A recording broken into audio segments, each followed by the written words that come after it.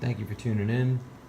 So what I'm going to cover in this video is how to use LM mode of the microscope. And so if you watched my original video on basic instrument operation, I talked about using LM mode as basically a means to kind of navigate around and find areas of interest. And that's fine. And that's usually the application that most people use LM mode for, but you can use it also for imaging, and it does have some advantages if you run into certain situations where it can help you over SA mode, which is where we do pretty much all of the standard conventional imaging. Of course, if you go into, if you're doing high res, you can use MH mode, but most of the time we're imaging in SA mode. So we're going to talk about using LM mode, its applications, and how to set it up. Okay, so I've got the sample already inserted in here, and as you can see here, I'm in LM mode right now. Okay, so if you're going to image in LM mode, or any mode for that matter, right? Important thing is you always set your centric height. So I'm going to go ahead.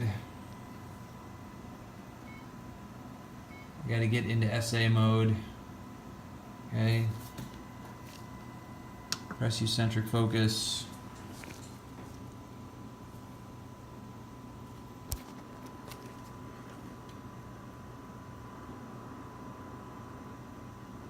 And then I just move the joystick around, but now I'm adjusting the height until my contrast goes away. All right, so right about there. Okay, remember how this works. All right, so you gotta get to eccentric height. Whether you're imaging in SA mode or LM mode, you have to get the sample to eccentric height. If you want to image in LM mode, you have to go into SA mode first and set eccentric height in SA mode before you go back into LM mode to image. Okay, but what I wanted to show you here, I'm in SA mode right now. If I go down, okay, 6200X indicated is the lowest I can go in SA mode. Okay, so what I wanted to show you was what that equates to in terms of field of view when I get an image up on the camera. Okay, so I'm going to go ahead and quickly here, I'm going to set up the image and pull it up on the camera so you can see it, and then we'll resume the video from there. Okay, so I ran through basic alignment, aligned the C2 aperture, corrected the condenser astigmatism, did the pivot points, did the rotation center, and then I inserted an objective aperture just to form a bright field image. Okay, so now I'm going to come again, come to the camera tab, hit search. Okay, and I'm going to go ahead and delete these lines here really quick. I just put those on there to note the middle of the image. It's just a trick I learned. Right, so there's the camera going in. Lift up the screen. Okay. So, and let me see here. I'm going to move around, see if we find something a little more contrast.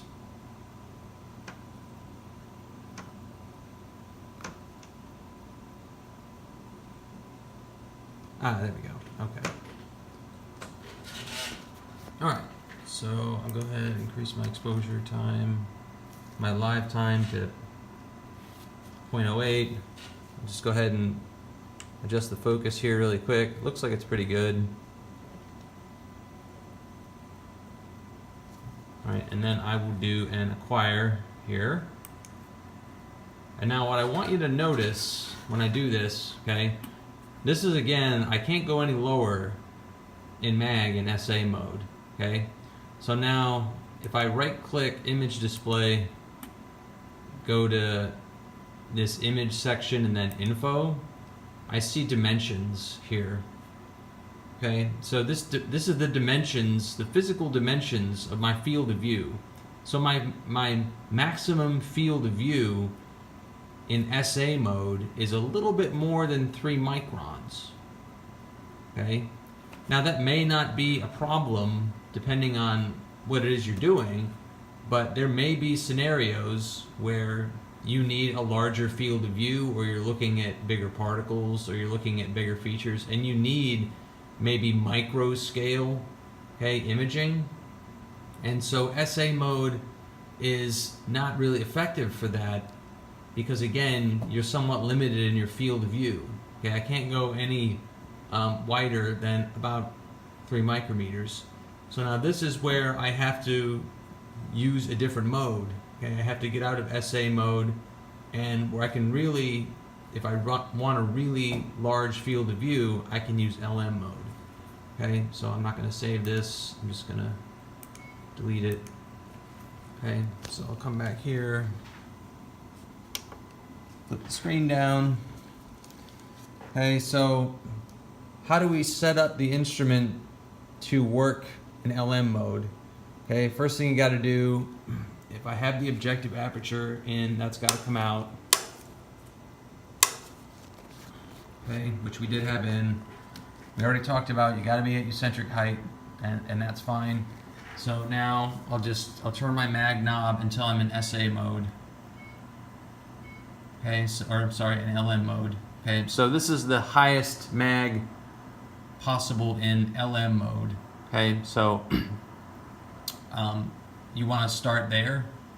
Okay, and so now you have to do an alignment in LM mode, and it's basically the same alignment that you do in SA mode. Okay, so just like we did in SA mode, right, I'm gonna align the C2 aperture. It looks like it's pretty good, but it's not uncommon for the aperture alignment to be a little bit different between modes. Okay, so this is a little bit off. So I'm just gonna go ahead and make an adjustment here really quick. It's not off by a whole lot. What is off, you might notice, is that my beam, it's kind of maybe a little hard to see, but my beam isn't circular. Okay, so if my beam isn't circular, okay, that is a condenser astigmatism issue. Okay, so come to the Tune tab, come down to Stigmator, select condenser. Your multifunction knobs are now activated for that. Okay, and you're again using those. See, I can throw it way off, right? Okay, even if you did this in SA mode, this alignment is going to be different in LM mode. Okay, so that's actually pretty good right there. Yeah, that's not too bad. Okay, so then I'm done with that. I'll come back over to Stigmator and just hit none. Okay. Just like you're in SA mode, you want to work on the clockwise side of crossover. Again, I'm turning the intensity knob clockwise to expand the beam from crossover. Okay. Next thing I've got to do is just get a rough focus. Okay, so focusing is basically the same. Okay. What you will notice though is the focusing is a little coarser in LM mode. That's an intentional adjustment. I'm on focus step, what am I at now? I'm at 3, okay?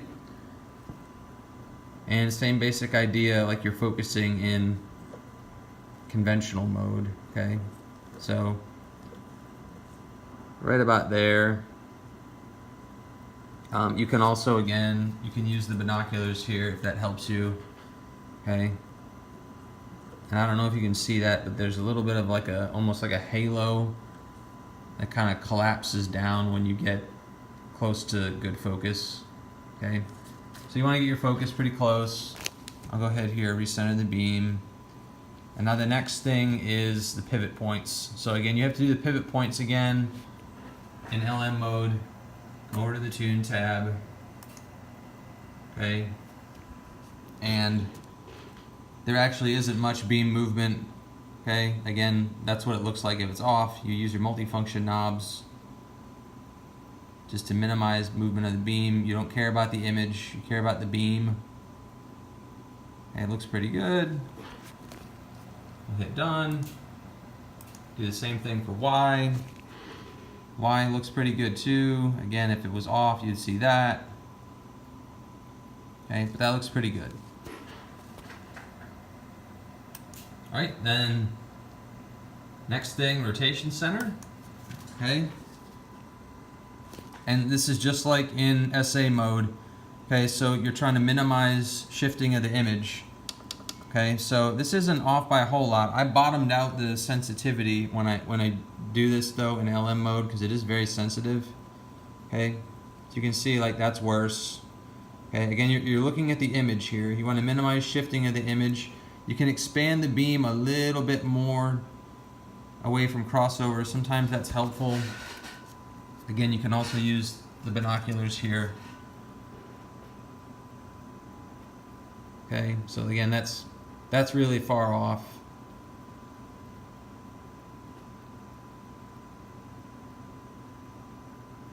Let's take a look there. All right, I'm switching between knobs here. All right, that actually looks pretty good right there. Okay, again, minimize image movement. Okay, and so let me go ahead, hit done. Okay, you can resize the beam so it's a little bit bigger than that outer circle. And just like in SA mode, we want to use an objective aperture, but the way this works in LM mode is a little bit different, and so that's what we're going to talk about next. So the last part of the alignment here is, I shouldn't say the last, because there's another adjustment we'll do when we see the image, is the objective aperture. And this is where you have a really substantial difference compared to working in SA mode. So in SA mode, you would use the true objective aperture, but the way the optics of the microscope are set up in LM mode, you actually use, believe it or not, the SA aperture as your objective aperture when you are in LM mode. Okay? So I know that doesn't sound very intuitive, but that's the way the optics work. Okay? So if I want to do the alignment of my objective aperture in LM mode, I of course have to go into diffraction. So again, come back here, hit diffraction, and now one of the things you'll notice now is here in my info bar I have LAD, okay, so, and I have a really high camera length, LAD, low angle diffraction, okay, meaning I have a high camera length, which again corresponds to small angular range in my diffraction pattern, so hence low angle diffraction. Okay, and so there's really all I can see is a direct beam here. Okay, so now centering the aperture is very similar, although the SA aperture mechanism works a little bit differently. You flip this bar from out to left. Okay, and now I think you can see that, but let me go ahead here. I'm flipping it out. Yeah, so you can see the aperture edge right there. Okay, and then it's just a matter of using the shifting knobs here, and then you just center it around the direct beam. Okay, 3 is usually, I have 3 here, aperture position 3. 3 is usually the appropriate one to use. If you go to 2, that's too small. Okay, and then if you go to 4, that's way too big, although you could use 4 effectively still, but usually 3 I find is the best if you're going to do this. Okay, right, so we have our objective aperture inserted now for LM mode. With diffraction. Okay, and now we have our bright field image. I'm just gonna center the beam again here, and now we can pull this up on the digital camera. I already have the camera running, so I'm just gonna lift up the screen. Okay, and there it is. Okay, so you might notice that it looks like I have some astigmatism present, and I do. Okay, so just like in SA mode, you can adjust astigmatism in LM mode, and the method of doing it is actually basically the same that we talked about when doing high res, which is using the FFT. So again, I already had it open, but I'll go process, live FFT. Okay, and then I can focus here, use my focus knob, look at the FFT. Okay, so I'm under focusing, and I can see, like, I've got a ring there, but it's kind of oblong. Okay, it's kind of elliptical. So again, the adjustment for that is come back to the tune tab, and now it's objective, and now again use your multifunction knobs. Okay, so use your multifunction knobs.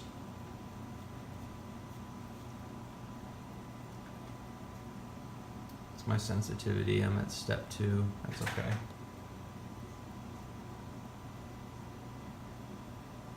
That's a little bit worse. I'm kind of substantially under focused here, so I think if let me get a little bit closer here to, yeah, so that's actually pretty good right there. Like when I was at focus, you were kind of seeing like an X pattern. Let me see that. Yeah, like that. Okay.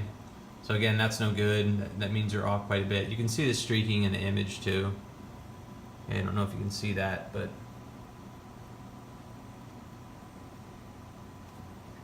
oops.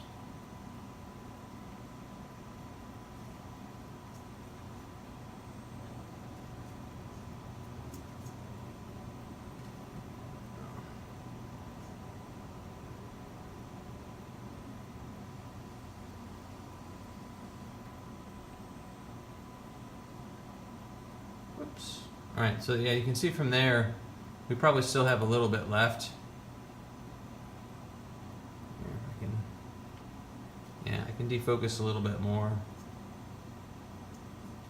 I'm actually going to bump up my sensitivity just a bit.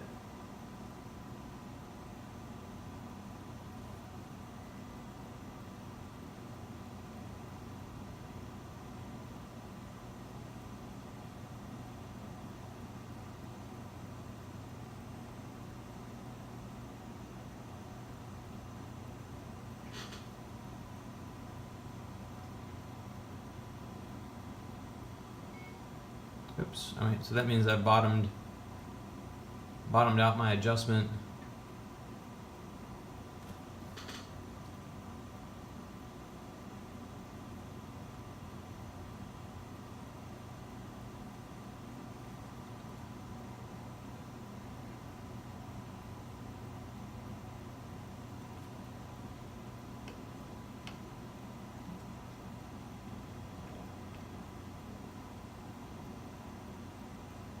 Alright, so there's still some there. Oops.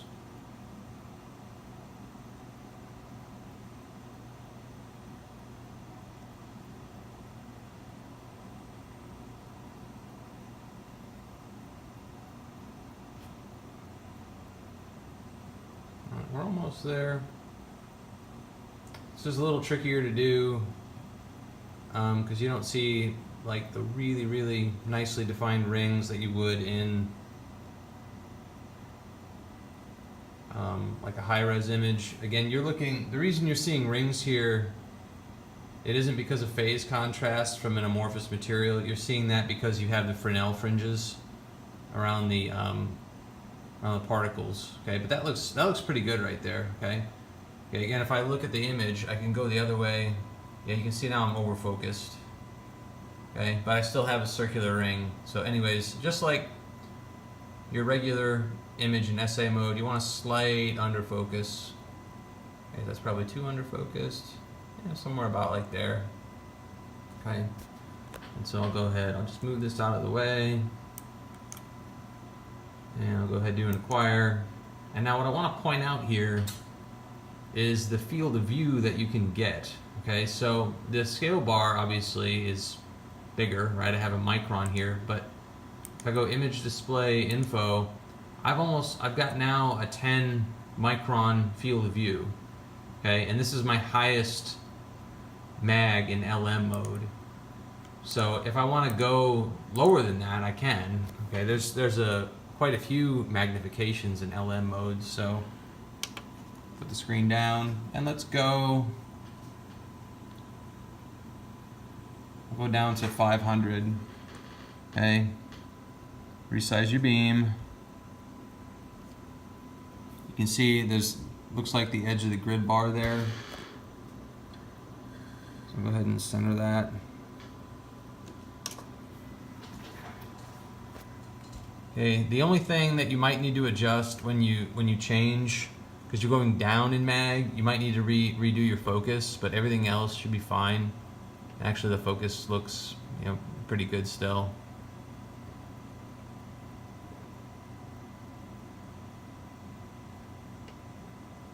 You're right about there.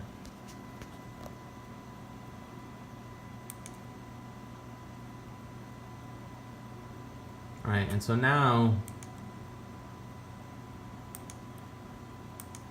I've got almost 40 microns for a field of view, okay?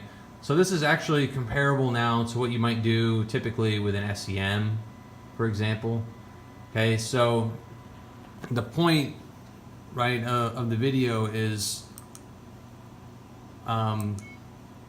to know that this microscope has this capability to do large field of view micro scale imaging if you need it for that. So I mean, this is actually pretty useful just to give a really good kind of overview. If you've got a lot of stuff on your grid, this is kind of what the sample looks like. I've got a bunch of different particulates here. I've got these small spheres and I've got these flakes, and I have maybe some other things here. And so this is useful just to provide you with that overview, and you'll get some good images if you know how to set it up properly. They won't be as good, obviously, in terms of resolution as you would get in SA mode, but that's not, again, the purpose of using LM mode. Okay, the purpose is just get a wide field of view. Okay. So that concludes the demo on using the microscope in LM mode. If you have any questions or comments, please feel free to ask. If you have a topic you'd like to see covered, please let me know. Thank you very much.